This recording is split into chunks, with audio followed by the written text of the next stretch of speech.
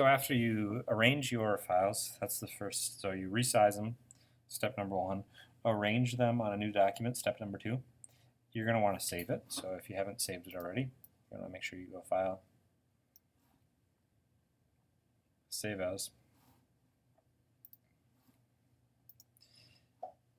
And so now we're on to step three here, which is the warping. And to warp, so you basically have them lined up. I'm going to zoom in here and get a little bit closer. And I'm going to start with the bottom layer. And so I like to turn off everything but the two I'm going to work on. So when you start warping and getting these photos to line up exactly, I tend to leave the picture underneath, that layer one, alone. Sometimes when they're really distorted, you need to work with both pictures. I really try to avoid that. And I try to just work with the photo that's on top. I mean, if you were going to do this professionally, you would probably work with both photos on that seam. But in the long run, you can mess up the photo underneath this one. So if we had three photos here, one on the right side where this gap is, if I start warping this photo that's underneath, that's going to mess up my warp from before. And so you have to be really careful doing that. So I highly recommend just warping the one that's on top. And so we're going to work here mostly with layer two. So I start just with the move tool again, and I come in here, and the top is going to be too high, the bottom is going to be too low, and the middle will hopefully be just right. And so I'm going to try to find the middle of this photo and get that lined up.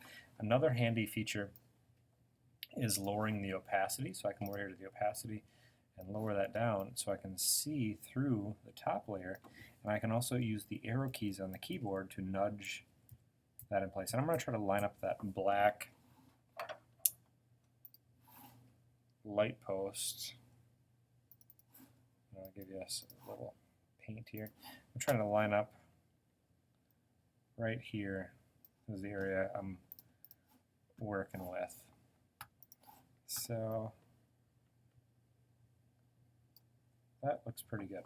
So I'm going to leave the opacity down a little bit here for a minute, and then I'll turn it back up as I get closer. So a lot of people get really concerned with the whole picture and aligning up every crack and I just work with the edge.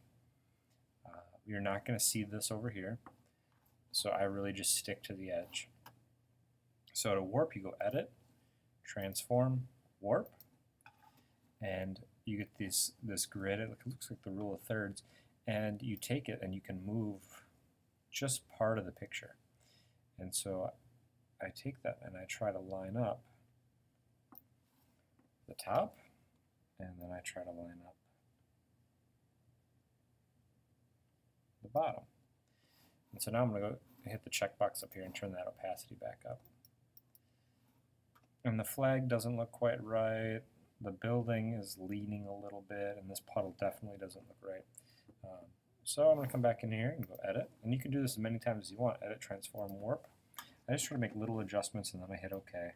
Saves them so I don't lose my progress if I did something good. So the puddle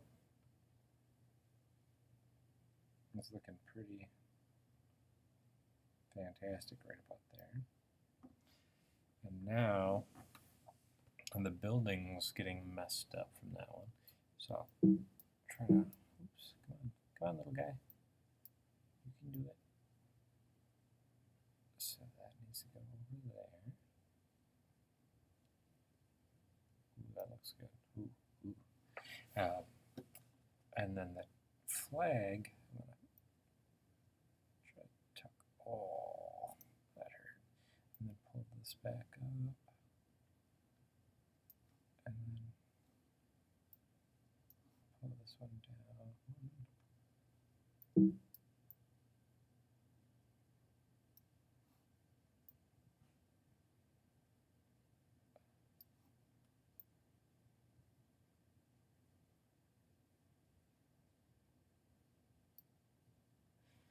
Looks pretty good. I just have a little mess up right there. Warp that one more time.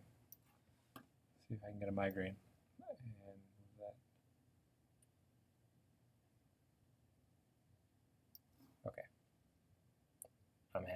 Ooh, ooh, oh, look at that snow right there. Tap that up. Come on, okay.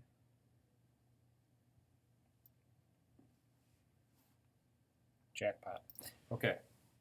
So there is one warp, and you need to do all of your warps. And so right to left, left to right, whatever it is, you're always working on the top layer. And so you're going to warp all of your photos. And now I get a lot of people who are very concerned and that want to take care of this line right away. That's the next step. Do not work on that line until you warp all of your pictures.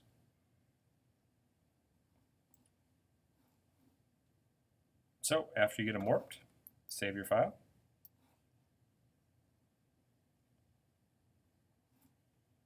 And then we'll start with masking.